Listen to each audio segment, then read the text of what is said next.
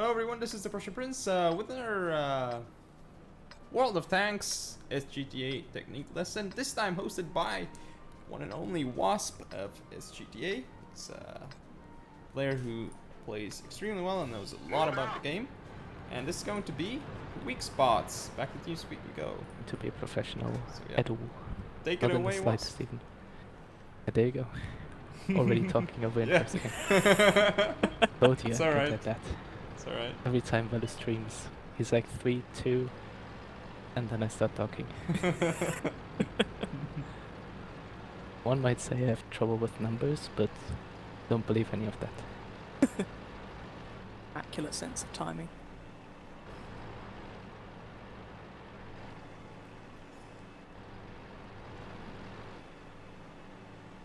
You look rather outnumbered, old boy. The good thing is, Nah, it's Waspy. That's true. well, I won't run out of anything to shoot, that's for sure. He still has 2.5k, 2.4k WN8. He still got it. See how much Easy. that It's counts just off. numbers. It's not a Easy. magical shield or anything, it's just numbers. Lies and slander. Actual yeah. round. It's more Okay. like a target marker. That's true. Yeah, all of you should have a good view on the Tiger and Dice 3, and then I think I'm good to go. General thing, like if you shoot at stuff, you want to shoot at it that you hit pretty much 90 degrees straight on. Yeah, that way you have most penetration power. Just as a general thing, yeah. And the steeper the angle gets, the harder it gets to penetrate, because the shell has to move through virtually more armor to penetrate. And at 10 degrees you will have to advance. Yeah, just a short rundown on those mechanics again, if anybody hasn't taken the lesson just yet.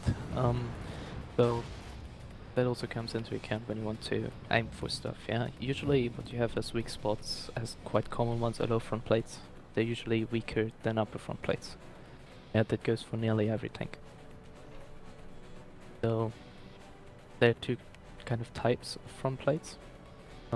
One of them are just straight ones, like the Tiger 1. Yeah, pretty much 90 degrees, if you shoot at it, you penetrate, easy Ouch. going. Don't worry, there will be more. The other part, like front plates you have, are pike nose ones, like the IS series has, most of them. That becomes a bit different.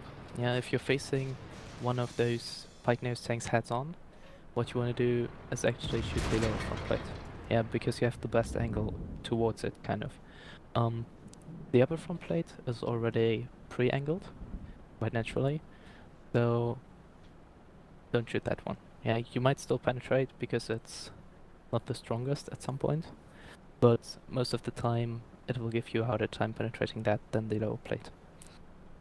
If the angle changes, it becomes different with pike nose tanks.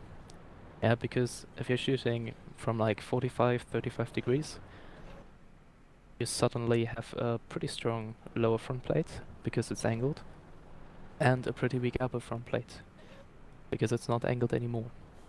And so if you're meeting a nice 3 that's angling itself, or you just got a different angle with a medium or whatever, with the upper front. It never works when I have to shoot. So yeah, that always happens. Don't worry. It's What still if I viable. try? Let's see. That's how you get 2.4 WN8, guys. That's how you do it. Yeah, Let me try. Let's There we shoot go. your upper There you go. front plate. that one actually penetrated. Yeah, that's the one. Well, And, at least you hit it. and if you would shoot the lower front plate, please work. Yes, Yeah. it's gonna bounce. So much for the demonstration purposes. But yeah, it changes with the angle. Yeah. So if you're driving the tank yourself, if you're driving something with a straight front plate, always try to get it into a habit like positioning yourself 45, 35 degrees towards whatever you're facing. Reason behind that, you're not gonna get invincible armor or anything, but it will make it a bit harder to penetrate. Yeah, you will get like these 1 or 2 lucky bounces every once in a while, and it's not too much of an effort. Yeah, all you need to do is like get this into a habit, and you will be pretty much fine. The thing is, with the Tiger, you can of course still face somebody heads on, but you could also do this like no effort thing and maybe bounce a shell every once in a while. Just a small thing to get into a habit that can already help a bit. Yeah. On the other hand, if you're playing a pike nose tank, do not under any circumstances do that. Yeah, because like we just said, it's kind of negating the wonderful pike nose you have in front of your tank. You still don't have to just sit still though. Yeah, what you often do with pike nose tanks is just wiggle slightly left and right, like all the time, constantly. And what it does is, if people aim sloppy, they will either shoot your tracks, or they will shoot at the wrong time, kind of. Yeah, because if you're wiggling, it always changes like the optimal place to shoot at. At some point it's the lower front plate, at some point it's the upper front plate. If people time it wrong, or they just rush their shells, or accuracy screwing them over, or like whatever, yeah, it's basically giving you a chance to bounce. Especially IS-3s, if you wiggle them, they're quite bouncy. So, wait, Yep. like, if you're facing someone straight on with the IS-3, like, are you supposed to look at them like this or like this? Like that. Straight on.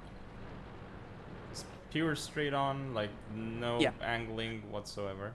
Preferably. Okay. Your armor's pre-angled if you look at the pike nose itself. Yeah, but then the lower part is weak though. Yeah, and that's why you wiggle a bit left and right, to make that lower part a bit more bouncy. Or to just provoke shots at your tracks. Yeah. It's not a 100% guarantee. If you have somebody experienced facing you, he will probably wait for the right timing to shoot you. And even if you like wiggle too much, he probably will catch your first front wheel. But If you like have the worst of luck. but but- for side scraping it's different though, if you can like hide your front, I guess. Yeah, definitely. But Yep. side scraping is a whole different Yeah. thing here. Just Yeah. talking like a general advice here. And the rule is pretty clear. If you're shooting an IS-3, the shot will bounce. If you're driving an IS-3, he will pen you. That works. It's definitely an option. But yeah, that's just, minor stuff. For weak spots, to like get back to the topic. Low front plate's always a good place to start. Yeah, they're always weaker than their upper counterparts. But it all depends on the angle. Yeah, it usually does with everything, but especially with pike nose tanks it comes into play even more. So yeah, apart from lower front plates, what's always a nice place to shoot is the first or last wheel of the tracks, because you kind of have this double effect. Yeah, you're not just gonna do damage, you're also gonna immobilize the target. Yeah, depending in which way you do this, you will get some nice assistant damage, depending whether people have shots. But what you will definitely do is force a repair kit in most of the cases, and that gives you the opportunity, But- especially if you're playing corners. Like somebody's peeking, you track him the first time, he repairs, gets out of it. You're like, okay, good But- play by him, or good use of the repair kit. But It if he is- pokes a second time and you track him again, you can keep him perma-tracked and just take all the HP. Yeah, so forcing a repair kit is always quite a nice thing. Sorry. But the thing is that, like, it's a really hard shot to pull off though, like, unless they're stationary or something, I guess. Yes, but- it definitely is. But I usually like to call it the perfect shot, because you do damage, you track, like there's nothing better. Well, maybe except in full HP armor rake, but And you Yeah. aim for the axle. yes, you do. It's like this way. It has to just go through the like first front wheel and then into the weak side armor. If you're shooting from, well, try to do this in a like 90-degree angle, or really close to it, because sometimes you have tracks ricocheting shells off just for no reason. Yeah, so Mm. the further away you get from the 90, it'll be harder to do this shot dealing damage at the same time. Now, because at some point you will still detrack somebody in most cases, but then the shell will have a too bad angle to penetrate this side armor and just... Although just tracking somebody is also a nice thing, depending, but if you're reloading for 17 seconds, you maybe want to spend that shell otherwise. But yeah, perma-tracking people is a thing you shouldn't underestimate, especially in mediums. Like if you have around 6-7 seconds, you should be able to keep someone perma-tracked. Russian Titanmans are best example probably. Roughly 6 seconds reload. 5 It's, point something if you have them maxed out. And they're just perfect for perma-tracking. Yeah, somebody's poking around the corner. First thing to do. it's amazing when you have a medium and you do it against the TD, I guess. Because then Yeah. it's like stuck there and can't rotate its turret. So A pretty powerful thing.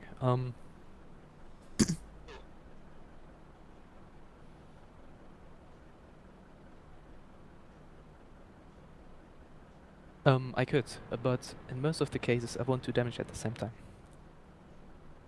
Depends also a bit like where you're aiming. If you're shooting at the lower part of the tracks from the front, it will like always cut them off. Yeah, that's what happens most of the times.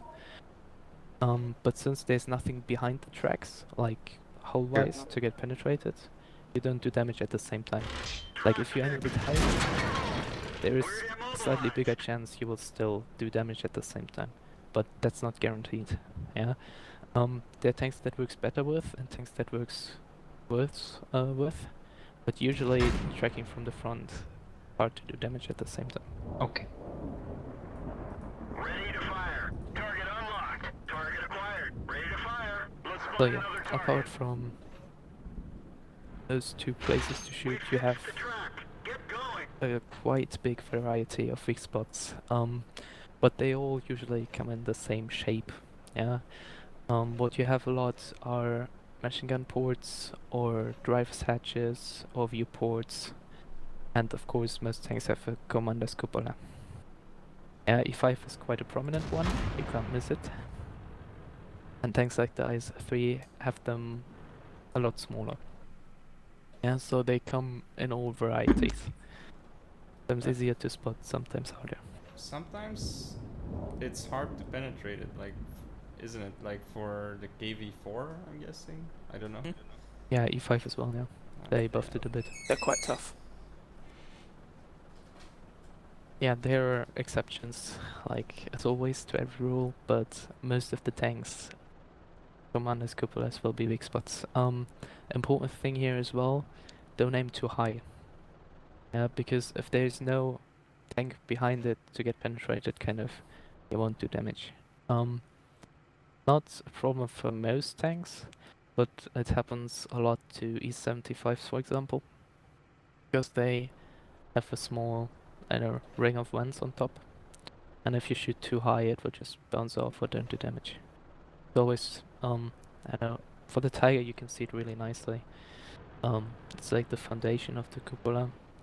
Second, if this Russian tank actually, yeah, somewhere there, just slightly higher where I just hit. You have this foundation ring of the cupola, and if you hit that, it's nearly guaranteed you will do damage to E75s as well. So don't aim too high there, but usually minus cupola is a good bet. Yeah, like machine gun ports, there are plenty of tanks who have them. Other tanks have just driver's hatches. The one of the IS-3 is just below the gun. Yeah, it's this I see. small triangle there. Let me try. We didn't even No. scratch them. It's Let's try again. Well, with the target, might go ahead. Penetration. Oh, okay. I But got there you through. go. Yep. Doing damage and killing observation device. So that's usually the thing. But IS-3 also tends to just take the hit in the observation device and not take any HP damage at all. But yeah, that's the nature of the IS-3, I guess. But yeah, basically whatever you have on tanks that has some, I don't know, structure that doesn't look like the rest is usually a thing that's slightly weaker armored than the rest. Yeah, so it's a weak spot. But weak spots don't necessarily have to be so weak that you can penetrate them with each and every tank. So sometimes you just have a machine gun port that's, you know, has slightly lower armor values than the normal plate would have, but it's still quite tough. Same goes for cupolas. The E5's one after it got buffed, and the KV4, I guess, are pretty good examples for that. Cupola is weaker than the turret front, but still pretty tough to penetrate. Just to keep that in mind. You can find these like view range bores. French tanks have them, French TDs have them. E100 has the police bar on top as well. You know, it's all stuff that doesn't look like the rest that you can pretty easy penetrate. So there are like two ways to learn weak spots. The first one is the stranger's way, like I used to call it. Is you look at every tank, you learn all the values by heart, and then you go with it by numbers. That's the way Strangers does it. Oh And yeah. then, you know, I'm not good with numbers, so there's my way to do it. I just remember these general structures. Yeah, if something has a weak, if something has a machine gun port, if something has a cupola, you can probably penetrate that. Yeah, so just keep an eye out for these structures. Yeah, the And- exception might be the rangefinder on the T29 top turret. Oh, Yes. the ears. These Yeah, are no they- big boxes. Yeah, they are not penetrable. There's a couple of things like that. Like also, there's toolboxes around the side of the Centurion turrets that aren't hitboxes. So there are sometimes little things like that that you can't actually damage. But generally speaking, it looks weird. It's weak. What about the guns on tanks? Like, can you actually penetrate them? Like, are they weak spots on some specific tanks? guns There themselves. used to be.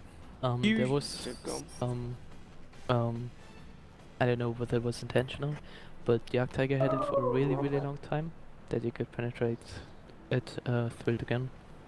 Same goes Generally, for JP2. sorry. Yeah, go for it. I was just going to say, generally speaking, in order to put a gun into a turret, you have to drill a dirty great hole in the front, which is the purpose of a gun mantlet, to fill up that hole once you put the gun in. So usually, if you can put a shot straight down the middle, through, straight into a gun, there's usually an armor hole behind it and you can penetrate. The problem is, if your shot goes only slightly to the left or the right, or slightly not where you're aiming it, you'll hit the gun mantlet, which will be very thick, and you'll probably bounce.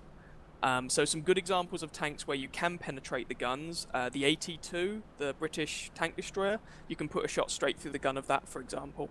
But something like, a T-110 or an IS-3, in most cases it's probably not worth bothering with. You're better going for like a commander's hatch or some other obvious feature. Yeah, especially if you get longer distances, like Yeah. at 200 meters, forget it, you're just gonna hit the gun mantlet. Yeah. But yeah, British TDs were a pretty good example. 82, 87. Yeah. Maybe even 80-15, I don't know.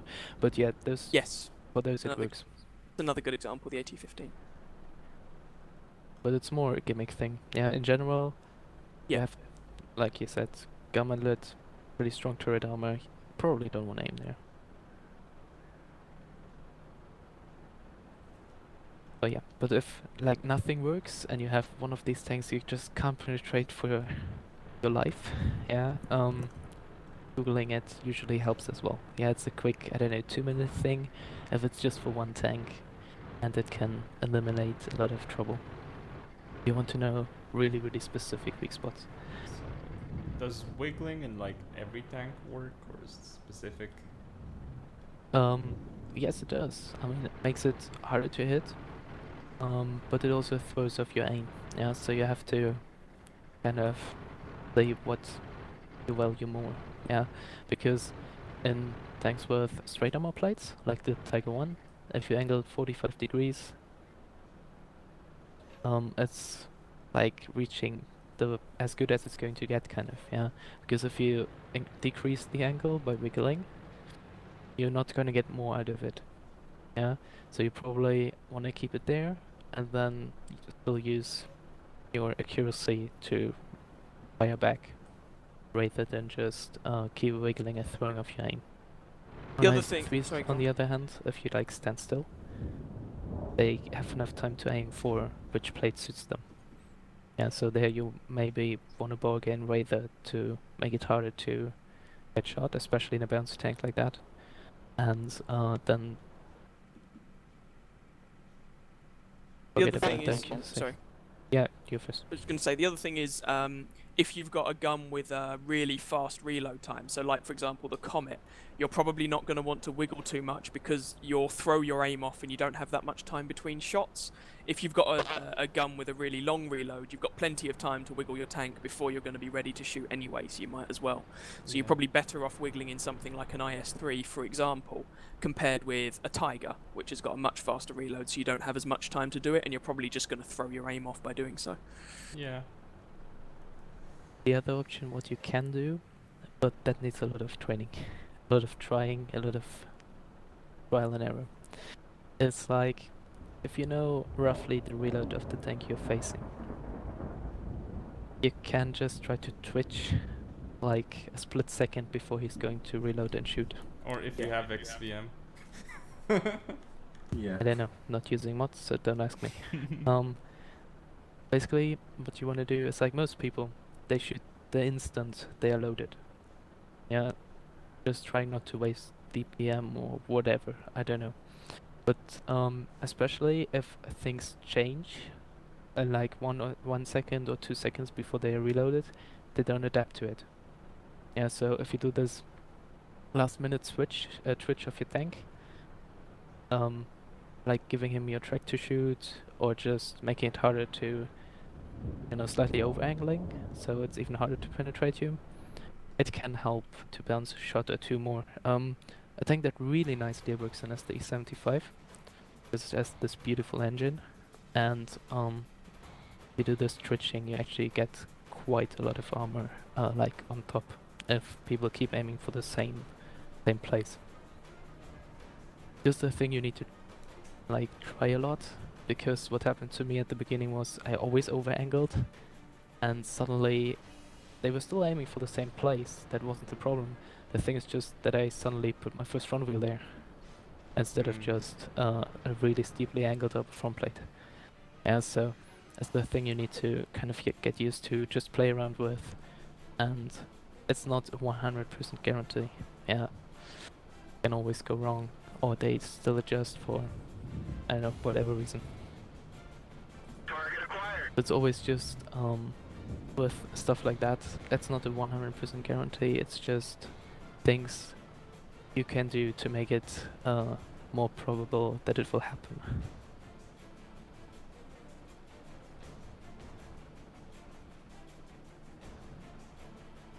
But yeah, that's it for the, I don't know, general weak spots part. Yeah, it's not a big deal in general. Just a thing you maybe want to be a bit more considerate about. Yeah, aiming is not to be underestimated, especially if the reload times get longer. As you're advancing up the tiers, especially with heavy tanks, you cannot afford to miss too many shells. Because if you're in a, I don't know, one-on-one encounter, and you're missing one shell, you might be able to make it up by angling, barrel blocking, bouncing, whatever. But if you start missing 2-3 shells for no reason, you're probably gonna lose that pretty fast. Yeah, or if you're driving an E100, 70 seconds reload, and there's a Russian medium coming around that corner that can shoot 3 times in the time you shoot once, definitely want to make those shots count. So you can aim sloppily in certain situations. When you're really close, maybe in a medium when you're using auto aim, or in a light tank when you're using auto aim just circling someone, then you can afford to aim sloppy. But in situations, or let's say in most situations, you have to aim at least a little bit to minimize your bounces. Really just a slight effort, and it has really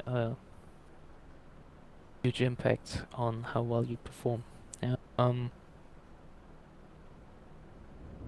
Because if you, I don't know, misposition yourself, I mean, it can always happen. Yeah, suddenly there are 10 people in a spot where usually are just 3 opponents, and you pretty boldly go in because you're like, oh, maybe I can deal with 3 people, or I don't know, I have backup to deal with 3 people, suddenly they're 10. Well, bad luck. Yeah, but if you have the ability, or I don't know, you have the time to shoot 5 shells, and you only hit 2, it's gonna be a pretty crappy game. But if you hit all 5 of them and all of 5 of them do damage, it's an okay-ish game. Yeah, so you can I know, minimize these 0 damage games with it, or really really low damage games with it. So you, the more you eliminate them, the easier it will be to become better. Yeah, depending whatever skill you're using. If you eliminate the really really bad games, it will improve upwards pretty fast. I see. Consistency is the key here. So basically, with this lesson, we just learned that the weak spots are dynamic and they depend based on angling, distance, and other factors. Yeah, pretty much, but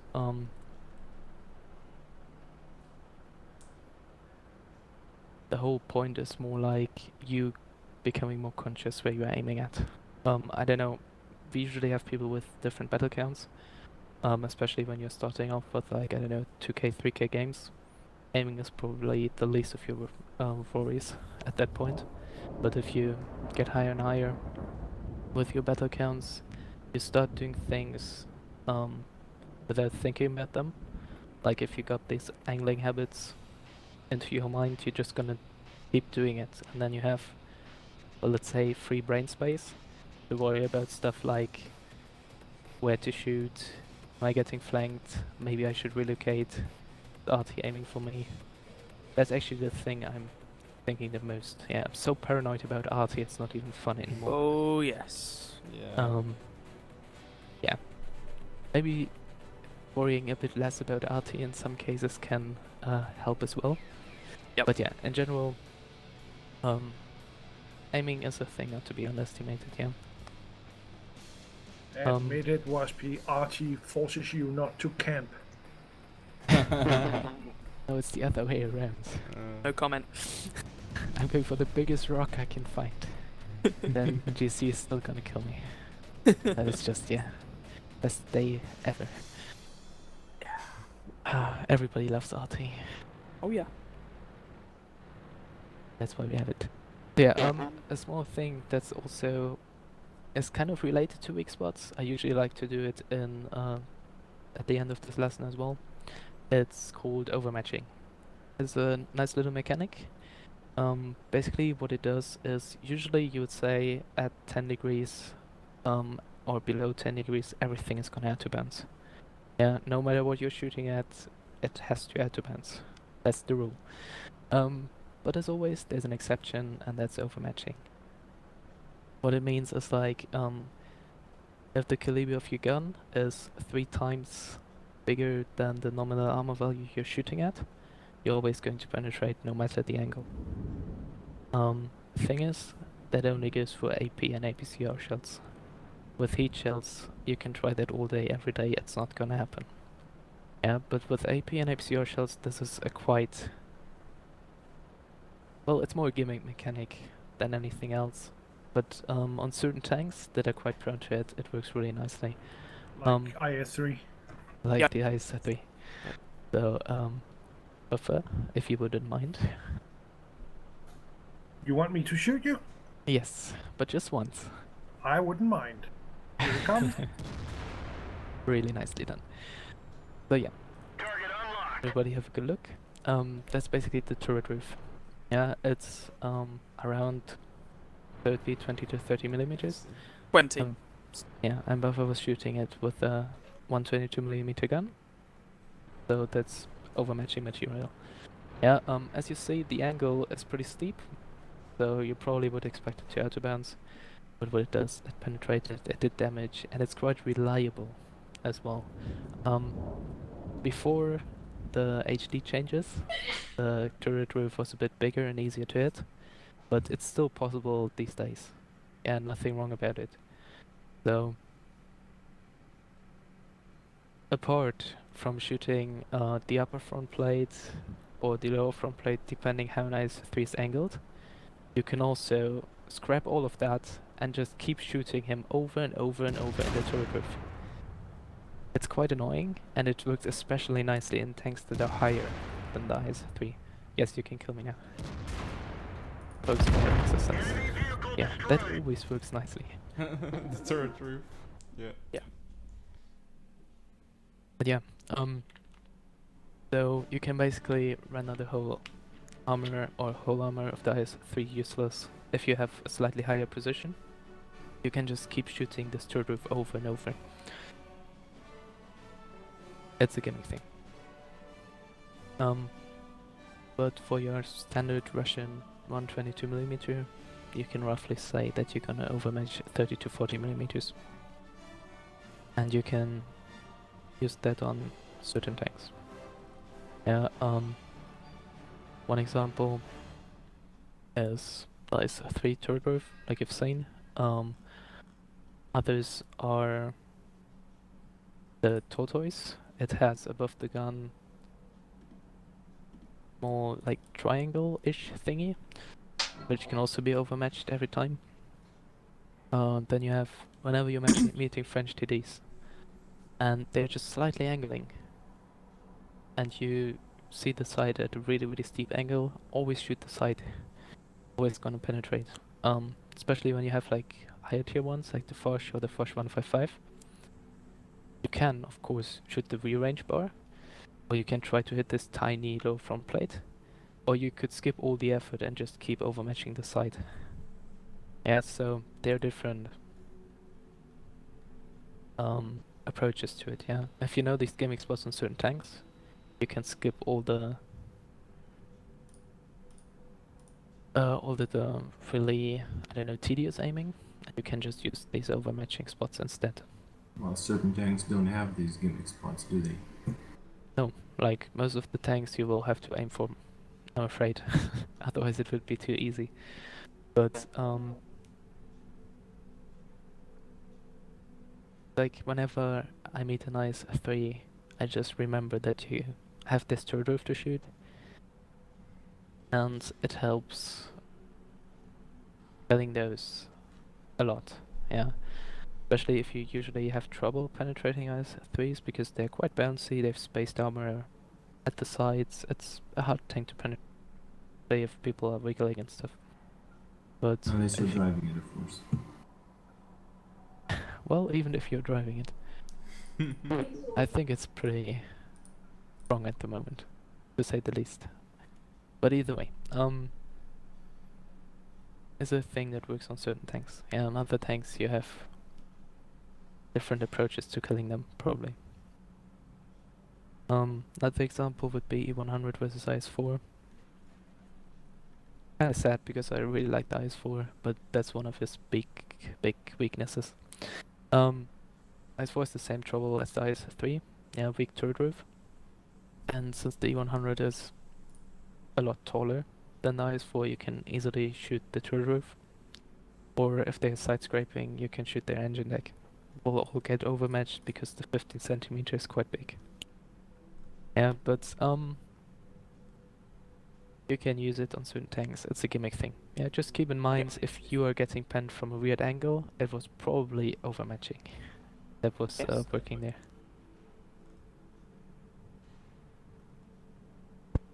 Oh, that was kind of the theoretical part. Yeah, any questions so far? I don't know how related, but I guess like bouncing and auto bouncing, like when does that happen? Like you said something about 0 to 10 degrees with auto bouncing. Yeah, we can do that in a second. It's angling theory, kind of, Yeah. but it's really quickly done. What I would like to do before, because I will have to restart anyway, is do you have a certain tank you have really much trouble penetrating? Because then we might go over those weak spots real quick.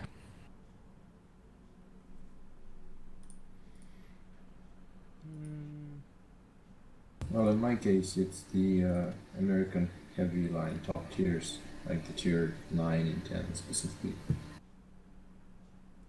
Okay. Tier Let me 1, bring my 10, E5. or whatever, something. Yeah, 103 is actually rather easy to penetrate. It's like the turret cheeks are pretty weak. If you're shooting it with another tier 9 tank, that is. With a tier 7 you will still have trouble. But with another tier 9, it's pretty easy to penetrate the turret cheeks But as well. Yes? I guess that was the lesson, right? It's like I'm thinking about ending the video now, or is there something else? The rest will be just specific weak spots. Okay. So I'll end the it now. big part is over. So yep. Hope you all found it useful. Don't forget to comment, rate, and subscribe. Follow me on Facebook, Twitter, and Google+. Share the video. I'll see you next time.